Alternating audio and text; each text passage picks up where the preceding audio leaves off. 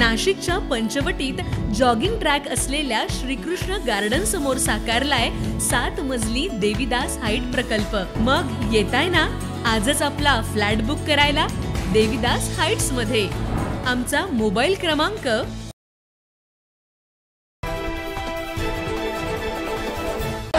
विभाग कारखाना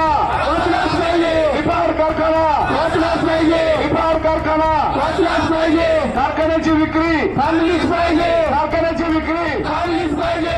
चोरी करणं, भंगार चोरी करणाऱ्यांवर गुन्हे, भंगार विकणाऱ्यांवर गुन्हे, भंगार। निफाड साखर कारखाना जिल्हा बँकेकडून विक्रीसाठी काढण्याच्या हालचालींना तीव्र विरोध करण्यासाठी भाऊसाहेबनगर इथं कामगार आणि शेतकरी सभासदांची संघर्ष सभा पार पडली। निसाका कार्यस्थळावरील मुख्य प्रवेशद्वारावर झालेल्या या सभेला कामगार, सभासद, शेतकरी आणि सर्वपक्षीय नेते मोठ्या संख्येने उपस्थित होते। निसाका ही आमची शेवटची लढाई असून प्रसंगी आम्ही रस्त्यावर उतरू, हा कारखाना विक्रीस कदापि देणार नाही। जिल्हा बँकेनं भाडेतत्व कालावधीत केलेल्या व्यवहारांची चौकशी करून भाडेपट्टा कराराची पुनर्रचना करावी अशी जोरदार मागणी सभेतून करण्यात आली। यावेळी माजी आमदार आणि अनिल कदम यांनी निसाका आणि रासाकाच्या प्रश्नावर मी पूर्वीपासून शासन दरबारी पाठपुरावा केलाय, कारखाना वाचवण्यासाठी मी शेतकरी आणि कामगारांसोबत लढ्यात अग्रभागी राहीन। तर माजी जिल्हा परिषद सभापती राजेंद्र मोगल यांनी सेल्स टॅक्स, जिल्हा बँक व ठेकेदार यांच्यातील व्यवहारांची माहिती देत सर्व व्यवहारांची चौकशी करावी अशी मागणी केली। माझं फक्त म्हणणं असं आहे की आपण एक स्ट्रॉंगली इनिशिएटिव्ह घेऊ, त्यांना जे काही नोटीस इन शेड्यूल बजवायचे होते, काय आरसीसी काय म्हणतो त्याला, RRC, what is RRC, revenue recovery सर्टिफिकेटच्या संदर्भात मी तहसीलदारांशी त्या दिवशी बोललो। रेव्हेन्यू रिकव्हरी सर्टिफिकेट म्हणजे सदुभाऊ एक 2-3 नोटिसा द्यायचा, यांचा हक्क अबाधित ठेवायचा, कोणाचा, ज्यांची घेणी आहे। आणि म्हणून ती घेणी असल्याच्या अगेन्स्ट हे सगळं अबाधित ठेवण्यासाठी मी जे काही कॉल करायचे ते केले। आणि एवढे सगळे लोक असल्यावर काय म्हणजे मी तर तुमचा सहकारी म्हणून, कार्यकर्ता म्हणून सुद्धा लढायला तयार।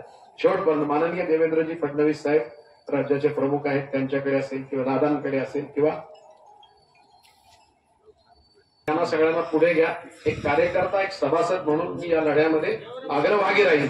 आणि राज्याच्या प्रमुखांपासून राज्याचे उपप्रमुख जे आहेत दोघेही त्यांना आपण दादांना भेटू।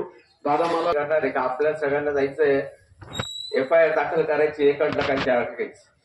त्याचप्रमाणे मी परवा माननीय मुख्यमंत्र्यांना मेलवर पत्र टाकून दिलेलं आहे, कारखान्याची ही जी काही प्रक्रिया चालू आहे ही सगळी थांबवा।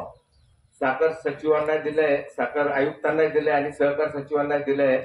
या जिल्ह्याचे 4 कॅबिनेट मंत्री आहे, त्या कॅबिनेट मंत्र्यांना समक्ष जाऊन देणार आहे, जिल्हाधिकाऱ्यांना पण। हा कारखाना आपल्या बापदादांनी उभा केला होता, कोणत्या परिस्थितीत उभा केला होता तुम्हाला आम्हाला सगळ्यांना माहिती आहे। हे स्थान असं होतं का तालुक्यातला पूर्ण व्यक्ती कुठला इथं येऊन भेटायचा, म्हणजे तुमच्या टोकाचं तुम्ही करंजी जरी घेतलं, ब्राह्मणवाडा घेतला किंवा इकडं टाकळी घेतलं, रेडगाव घेतलं, तर माणूस इथं येत होता, एकमेकाशी आपला संवाद होता, आपल्या अर्थव्यवस्था फिरत होती। या कारखान्यात तुम्हाला मला खूप दिलेलं आहे, त्याची उतराई म्हणून आपल्याला सर्वांना एकत्रित हा प्रकार थांबवायचा आहे। हायकोर्टला जाण्यासाठी सगळे कागदपत्र माझ्याकडे आहे। जी JNPT जमीन गेलेली ती मी परत मागणार। त्याच्यानंतर हा जो कारखाना आहे, या कारखान्यावरती बँक म्हणते की अजूनही 61 कोटी रुपये देणं, माझ्या हिशोबाने बँकेकडनं आपल्याला 70 कोटी रुपये घेणं। हॅलो, हे 70 कोटी सुद्धा घेणार आणि नुकसान भरपाई म्हणून 1500 कोटी रुपयाचा दावा बँकेवरती, सरकारवरती आणि जे कोणी याला जबाबदार आहे त्यांच्यावरती मी दाखल करणार। शिवसेना ठाकरे गटाचे तालुका अध्यक्ष खंडू बोडके यांनी सर्व सभासद, कर्मचारी आणि शेतकऱ्यांनी एकत्रित येऊन संघर्षाची शपथ घ्यावी असं आवाहन केलं। तसेच शिवाजीराव ढेपले यांच्यासह अन्य शेतकरी नेत्यांनीही या लढ्यात निसाकाच्या कामगार शेतकऱ्यांसोबत असल्याचं स्पष्ट केलं। सभेतून जिल्हा बँकेच्या विक्री निर्णयाला तीव्र विरोध नोंदवण्यात आलाय। निसाका वाचवण्यासाठी व्यापक आंदोलन छेडण्याचा निर्धार यावेळी शेतकरी कामगारांनी व्यक्त केला। यावेळी देवराम मोगल, अर्जुन बोराडे, नानासाहेब दाते, भगवान बोराडे यासह शेतकरी मोठ्या संख्येने उपस्थित होते। 9 न्यूज महाराष्ट्रासाठी प्रतिनिधी निलेश सगर, नाशिक।